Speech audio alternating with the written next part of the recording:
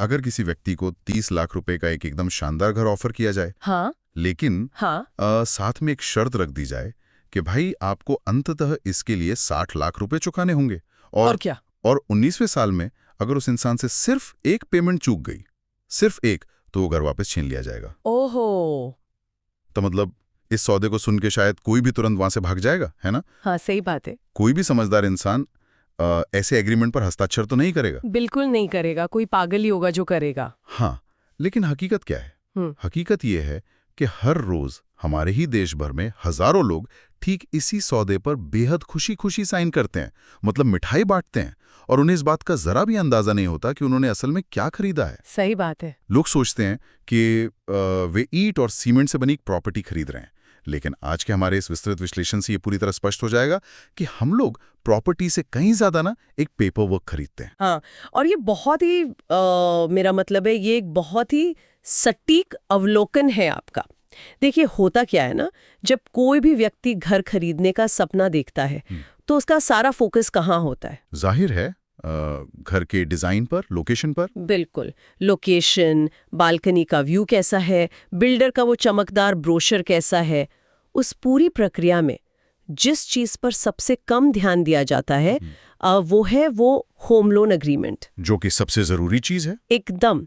हमारे पास जो विस्तृत दस्तावेज मौजूद हैं आज की चर्चा के लिए, वो साफ तौर पर ये दिखाते हैं कि कैसे ये एग्रीमेंट बहुत ही जटिल वित्तीय जालों से भरे होते हैं। हम अक्सर ये मान लेते हैं कि जो मीठी मीठी बातें बैंक के एजेंट ने हमें मौखिक रूप से बताई हैं ना, हाँ, कि सर आपका तो फायदा ही फायदा है। हाँ वही, हम मान लेते हैं कि वही बातें उस 50 पन्ने के कानूनी दस्तावेज में भी लिखी होंगी।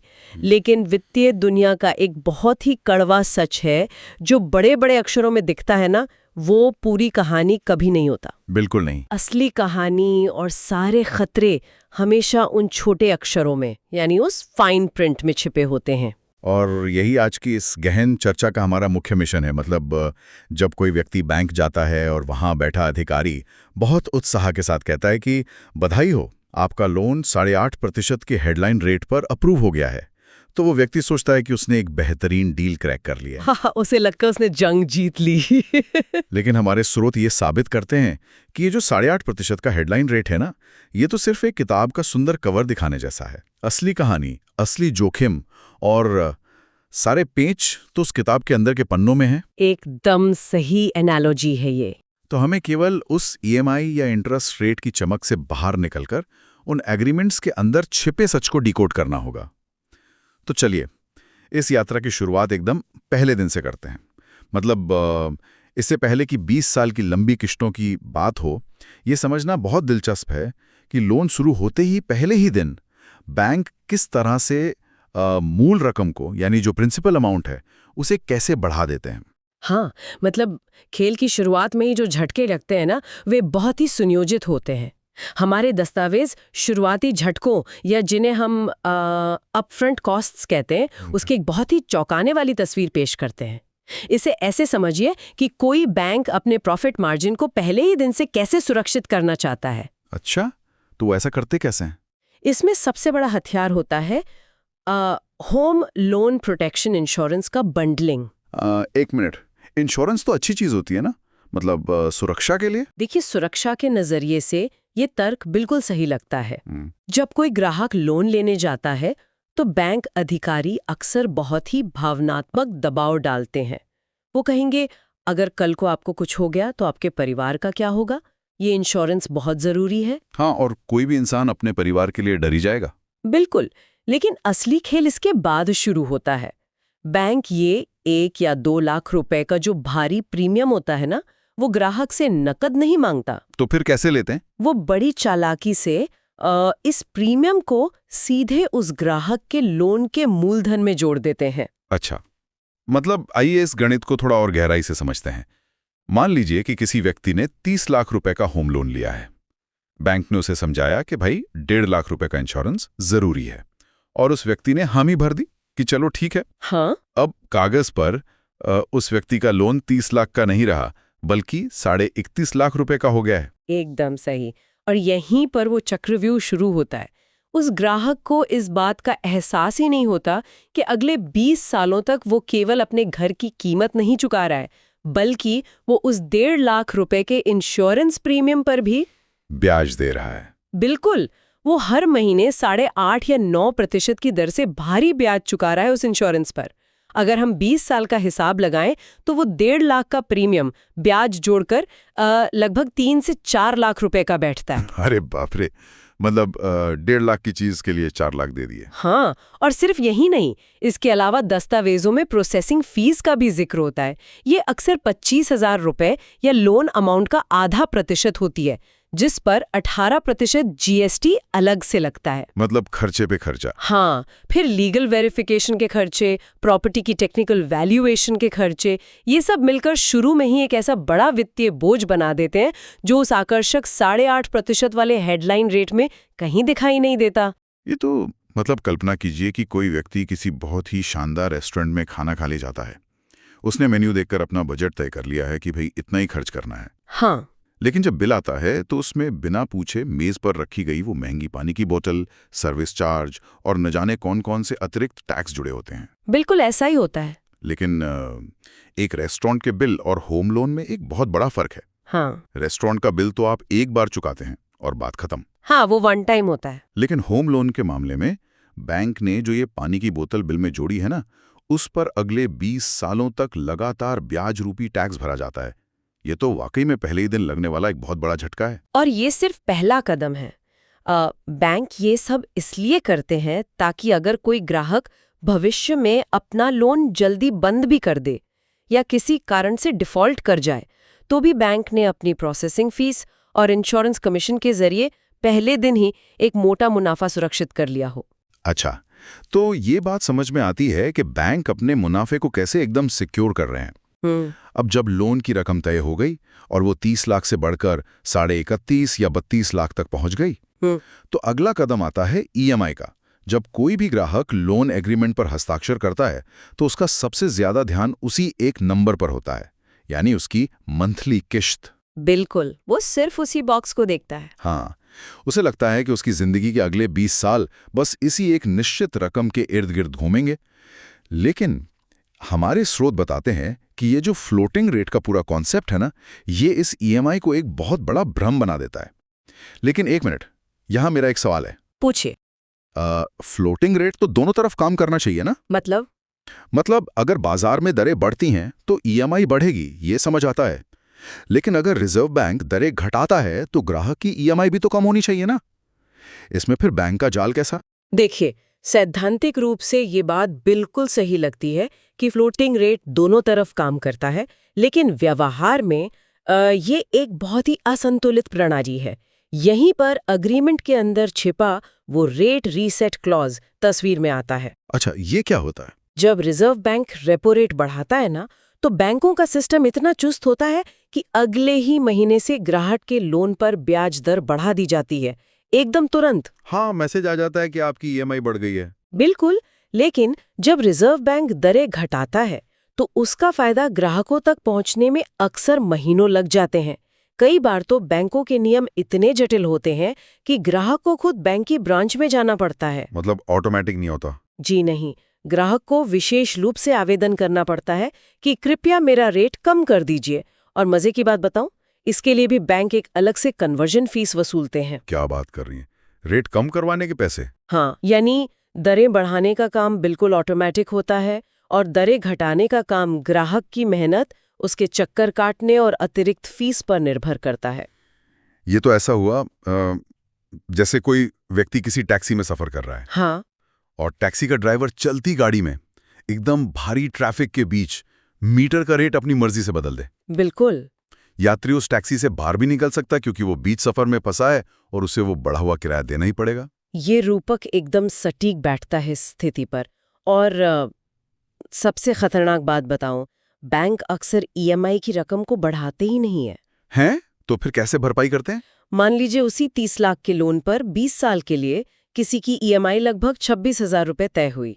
अब अचानक से ब्याज दर 8.5% से बढ़कर 10% हो जाती है। तो ईएमआई बढ़नी चाहिए। बैंक सोचता है कि अगर हमने ईएमआई सीधे 30,000 कर दी तो ग्राहक शोर मचाएगा या शायद वो पेमेंट ही ना कर पाए, तो वो चुपचाप एक दूसरा रास्ता अपनाते हैं। कौन सा रास्ता? वे ईएमआई को 26,000 ही रहने देते हैं, लेकिन लोन चुकाने का समय यानी जो टेन्योर है उसे बढ़ा देते हैं। आपका जो 20 साल का लोन था वो चुपचाप 25 या 28 साल का हो जाता है। अरे बाप रे। और ग्राहक को लगता है कि उसकी जेब पर कोई असर नहीं पड़ा, क्योंकि उसके बैंक खाते से तो हर महीने वही 26,000 रुपए कट हैं। बिल्कुल, ग्राहक कई सालों तक मजे से किश्तें भरता रहता है, लेकिन जब वो 5-6 साल बाद अपना स्टेटमेंट देखता है ना, तो पता चलता है कि मूलधन तो कम ही नहीं हो रहा है। मतलब सिर्फ ब्याज ही जा रहा है। हाँ, वो केवल बढ़ावा ब्याज चुका रहा है। हमारे दस्तावेजों में जो गणित दिया गया है उसके अनुसार सिर्फ इस एक टेन्योर एक्सटेंशन से एक आम ग्राहक को अपने लोन की अवधि के दौरान 5 से 7 लाख रुपए तक का अतिरिक्त ब्याज देना पड़ सकता है। ये तो बहुत बड़ा अमाउंट है। तो सारा का सारा जो आर्थिक जोखिम है, जो दरअसल बैंक को उठाना चाहिए था, वो पूरी तरह से उस अकेले ग्राहक के कंधों पर डाल दिया जाता है। अगर हम इस बात की गहराई में जाएं तो ये बहुत स्पष्ट होता है कि बैंक का नियंत्रण केवल पैसे पर नहीं है, बल्कि उस व्यक्ति के समय पर भी है। एकदम सही। तो अगर बैंक समय को अपने फायदे के लिए खींच सकता है, तो क्या कोई ग्राहक अपनी मर्जी से इस समय को कम कर सकता है? मतलब आप प्री पेमेंट की बात कर रहे हैं? हाँ, मान लीजिए कोई ग्राहक इस फ्लोटिंग रेट और टेन्योर बढ़ने के जाल को समझ जाता है। वो घबरा जाता है कि कहीं उसका लोन 20 की जगह 30 साल तक ना खिंच जाए। तो वो बहुत मेहनत करता है, अपने खर्चे कम करता है, कुछ बचत इकट्ठी करता है। या मान लीजिए उसे ऑफिस से कहीं से कोई बड़ा बोनस मिलता है। हाँ। और वो तय करता है कि भाई मैं बैंक को 10 लाख रुपए एक मुश्त देकर अपना लोन जल्दी खत्म कर दूंगा। अब सामान्य व्यापारिक तर्क तो ये कहता है कि अगर किसी ने आपको उधार दिया है और आप उसे समय से पहले पैसे वापस कर रहे हैं तो उसे खुश होना चाहिए। बिल्कुल, आम जिंदगी में तो ऐसा ही होता है। तो यहाँ बैंक का रवैया क्या होता है? वो तो खुश होते होंगे। यहीं पर हमें ये समझना होगा कि बैंक आम साहूकारों की तरह काम नहीं करते। बैंक एसेट लायबिलिटी मैनेजमेंट यानी संपत्तियों और देनदारियों के प्रबंधन के एक बहुत ही जटिल गणित पर काम करते हैं। थोड़े आसान भाषा में समझाएंगे? जरूर। देखिए, इसे बहुत ही आसान भाषा में समझते हैं। बैंक्स के पास अपना खुद का पैसा नहीं होता। वे जो फिक्स डिपॉजिट करने वाले लोग हैं उनसे छोटी अवधि के लिए पैसा लेते हैं और उसे होम लोन लेने वालों को लंबी अवधि के लिए उधार देते हैं। समझ गया। तो जब कोई बैंक 20 साल के लिए लोन देता है तो उसने अपनी बैलेंस शीट में ये हिसाब लगा लिया होता है कि अगले 20 सालों तक उसे इस ग्राहक से एक निश्चित ब्याज मिलता रहेगा और उसी ब्याज से वो अपने डिपॉजिटर्स को उनका ब्याज चुकाएगा। अच्छा, तो सब कुछ पहले से प्लान होता है। बिल्कुल। अब जब कोई ग्राहक अचानक 10 लाख रुपए जल्दी वापस कर देता है तो बैंक का वो जो तयशुदा गणित था ना, वो बिगड़ जाता है। कैसे? बैंक के हाथ में अचानक बहुत सारा नकद आ जाता है। अच्छा। अब उस नकद पर उसे अभी भी डिपॉजिटर को ब्याज देना है, लेकिन वो उस पैसे से अब कमा कुछ नहीं रहा है। अच्छा। तो ये बैंक के लिए एक समस्या बन जाती है। हाँ। क्योंकि उनके मुनाफे की जो मशीनरी है वो कुछ समय के लिए रुक जाती है। एकदम सही पकड़े। और इसी टूटे हुए गणित की भरपाई के लिए बैंक फोक्लोजर चार्जेस या प्रीपेमेंट पेनल्टी लगाते हैं। दस्तावेजों के मुताबिक कई अग्रीमेंट्स में ये पेनल्टी बकाया रकम का 2% तक होती है। 2%? हाँ, मतलब अगर कोई व्यक्ति अपना ही पैसा 10 लाख रुपए बैंक को जल्दी चुकाना चाहता है तो बैंक उससे कहेगा कि पहले 20,000 रुपए पेनल्टी के रूप में दीजिए। ये तो अजीब जबरदस्ती है, अपना ही पैसा जल्दी देने पर फाइन। हाँ, हालांकि पिछले कुछ सालों में जो रेगुलेटर्स हैं उन्होंने फ्लोटिंग रेट वाले व्यक्तिगत होम लोन पर ऐसी पेनल्टीज को सीमित या खत्म करने के नियम बनाए हैं। चलो, ये तो अच्छी बात है। लेकिन बैंक भी बहुत चालाक होते हैं। वे कई बार लोन को किसी व्यापारिक उद्देश्य के तहत दिखाकर या फिक्स्ड रेट का कोई क्लॉज डालकर इन शुल्कों को बरकरार रखने का कोई ना कोई रास्ता निकाल ही लेते हैं। मतलब ये तो बहुत ही अजीब और एक तरफा खेल है। जब आप पैसा जल्दी चुकाना चाहते हैं तो बैंक आपसे नाराज होता है और आपको दंडित करता है। बिल्कुल। खैर, ये तो हुई पैसे जल्दी चुकाने की बात जो बैंक के गणित को तोड़ती है। लेकिन अगर किसी के पास पैसा हो ही ना, तब क्या होता है? ये सबसे गंभीर स्थिति है। मतलब जिंदगी तो अनिश्चितताओं से भरी है। किसी की भी नौकरी जा सकती है, किसी के घर में गंभीर मेडिकल इमरजेंसी आ सकती है।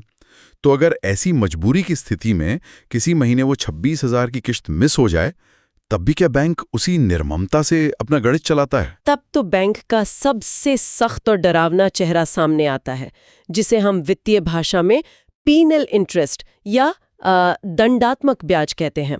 दंडात्मक ब्याज? हाँ, ये समझना बहुत जरूरी है कि ये कोई साधारण 500 रुपए की लेट फीस नहीं है, जो अक्सर क्रेडिट कार्ड में लगती है। तो ये कितना होता है? जब कोई ईएमआई मिस होती है, तो बैंक उस बकाया रकम पर अक्सर 24% सालाना तक का भारी दंडात्मक ब्याज लगाता है। 24%? अरे बाप रे! 24%। और वो भी ये ब्याज मासिक आधार पर जुड़ता है।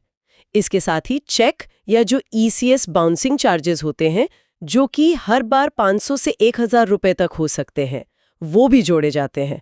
और उसके ऊपर अतिरिक्त कलेक्शन चार्जेस भी जोड़ दिए जाते हैं। मतलब ये एक दलदल की तरह है। एक बार कोई इसमें फंसा तो बाहर निकलना बहुत मुश्किल हो जाता है। बिल्कुल। मतलब सोचिए, अगली बार जब वो व्यक्ति कहीं से पैसे का इंतजाम करके अपनी 26,000 की किश्त जमा करेगा, हाँ। तो बैंक पहले अपनी सारी लेट फीस, दंडात्मक ब्याज और बाउंसिंग चार्जेस काटेगा उस पैसे में से। एकदम सही। सबसे पहले बैंक अपनी पेनल्टी वसूलता है। तो एक कभी न खत्म होने वाला चक्रव्यूह बन जाएगा। यही इसका सबसे खतरनाक पहलू है। इसे वित्तीय दुनिया में एक डेथ स्पाइरल कहा जाता है। लेकिन ये दंडात्मक ब्याज तो सिर्फ शुरुआत है। अभी और भी कुछ है? जी हाँ, एग्रीमेंट का असली खतरनाक हिस्सा तो तब सक्रिय होता है जब स्थिति और बिगड़ती है। अगर कोई ग्राहक लगातार 3 महीने तक ईएमआई नहीं दे पाता है, तो दस्तावेज का वो क्लॉज सामने आता है जिसे हमारे स्रोत सबसे खतरनाक मानते हैं। कौन सा क्लॉज? Default clause. तो क्या डिफॉल्ट की स्थिति में बैंक सिर्फ लगातार फोन करके रिमाइंडर देते हैं और लीगल नोटिस भेजते हैं, या वे सच में कोई कड़ा कदम उठा सकते हैं? इस क्लॉज की कानूनी भाषा बहुत ही सख्त होती है। इसके तहत बैंक के पास लोन रिकॉल का अधिकार आ जाता है। Loan recall? इसका क्या मतलब हुआ? लोन रिकॉल का मतलब ये है कि बैंक कानूनी रूप से ये कह सकता है कि अब हमें आपसे कोई मासिक किश्त नहीं चाहिए, आपका अग्रीमेंट रद्द किया जाता है। अच्छा।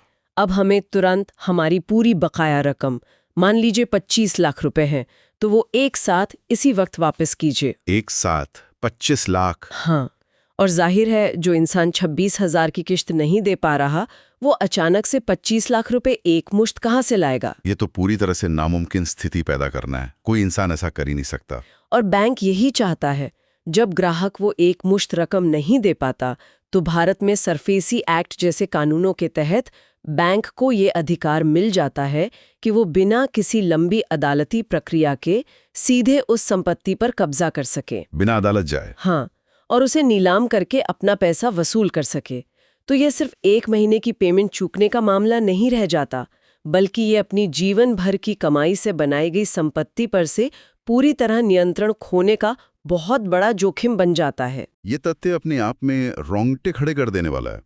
मतलब कोई इंसान सालों तक अपने खून पसीने की कमाई, अपने जीवन का एक बहुत बड़ा हिस्सा बैंक को किश्तों के रूप में देता रहता है।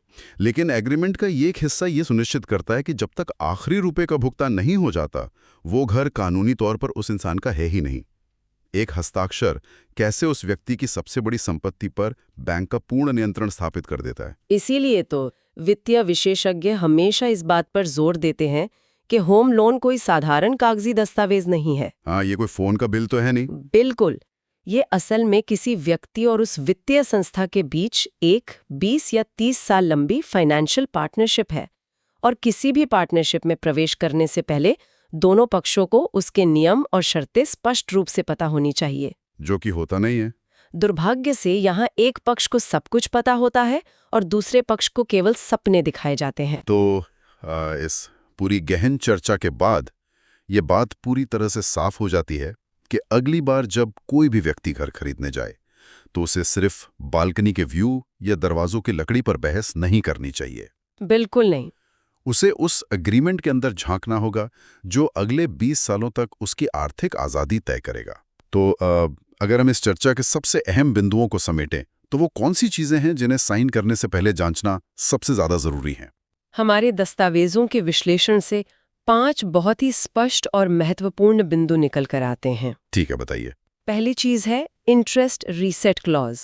ये जांचना बहुत जरूरी है कि बैंक किस बेंचमार्क के आधार पर दरें बदलता है और क्या बैंक का जो मार्कअप है वो भविष्य में अपनी मर्जी से बदला जा सकता है। ठीक है। और दूसरी चीज फोरक्लोजर चार्जेस। एग्रीमेंट में स्पष्ट रूप से ये खोजना चाहिए कि क्या अपने ही पैसे को समय से पहले वापस करने पर कोई पेनल्टी तो नहीं लगाई जाएगी। हाँ, जो हमने एसेट लायबिलिटी मैनेजमेंट वाली बात की। हाँ, और तीसरी चीज होगी वो पीनल और डिफॉल्ट क्लॉज, जिसके बारे में हमने अभी बात की। बिल्कुल सही। ये देखना जरूरी है कि एक किश्त चूकने पर कितना दंडात्मक ब्याज लगेगा और कितने महीनों के डिफॉल्ट पर बैंक लोन रिकॉल की प्रक्रिया शुरू कर सकता है। बिल्कुल सही। और चौथी महत्वपूर्ण चीज है बंडल इंश्योरेंस। वो जो मूलधन में जुड़ जाता है। हाँ, ये जांचना कि क्या बैंक आपके मूलधन में कोई ऐसा महंगा बीमा जोड़ रहा है जिसे आप बाहर से बहुत सस्ते में ले सकते हैं। हाँ। और पांचवी और आखिरी चीज, छिपे हुए खर्चे। पानी की बोतल वाला टैक्स। एकदम। प्रोसेसिंग फीस, लीगल चार्जेस और एडमिनिस्ट्रेटिव फीस का पूरा हिसाब लेना, ताकि पता चले कि पहले दिन ही बैंक कितना अतिरिक्त पैसा वसूल रहा है। लोग जब घर खरीदते हैं ना, तो वे लोकेशन पर हफ्तों रिसर्च करते हैं, बिल्डर का पूरा इतिहास खंगालते हैं कि वो कैसा है। हाँ, सब कुछ चेक करते हैं। लेकिन जो 50 पन्नों का दस्तावेज उनके भविष्य को बांधने वाला है, उस पर वे बिना पढ़े आंख बंद करके साइन कर देते हैं। हमारे इस पूरे विश्लेषण का मुख्य संदेश यही है, पहले डिकोड कीजिए, फिर डिसाइड कीजिए। बहुत सही बात कही आपने।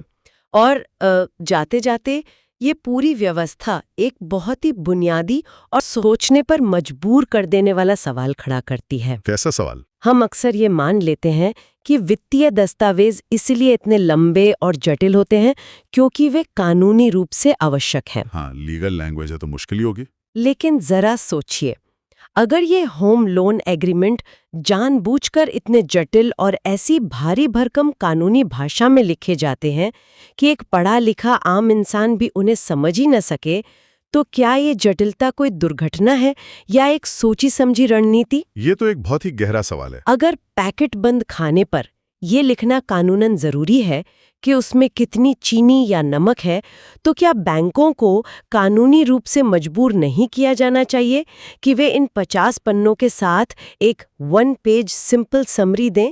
एक पन्ने का सारांश। एक ऐसा पन्ना जहां आम बोलचाल की भाषा में स्पष्ट लिखा हो कि अगर रेट बढ़ा तो ईएमआई का क्या होगा, और अगर लगातार 2 किश्तें मिस हुई तो बैंक क्या कार्रवाई करेगा। क्या ये जटिलता और भ्रम अपने आप में ग्राहकों की अनभिज्ञता से मुनाफा कमाने का एक हथियार बन गई है? ये सवाल वाकई में किसी को भी झकझोर सकता है। मतलब क्या कागजों को जानबूझकर उलझाकर रखना भी एक बिजनेस मॉडल हो सकता है? बिल्कुल हो सकता है। ये एक ऐसा विचार है जिस पर हर किसी को खुद विचार करना चाहिए। जब अगली बार कहीं कोई आकर्षक हेडलाइन इंटरेस्ट रेट का विज्ञापन दिखे, हाँ। तो बस ये याद रखिएगा कि किताब का कवर चाहे जितना भी सुंदर क्यों ना हो, असली खतरे हमेशा अंदर के पन्नों में ही होते हैं। एकदम। उन पन्नों को पलटना और उनके पीछे छिपे गणित को समझना ही एक सुरक्षित भविष्य की एकमात्र चाबी है।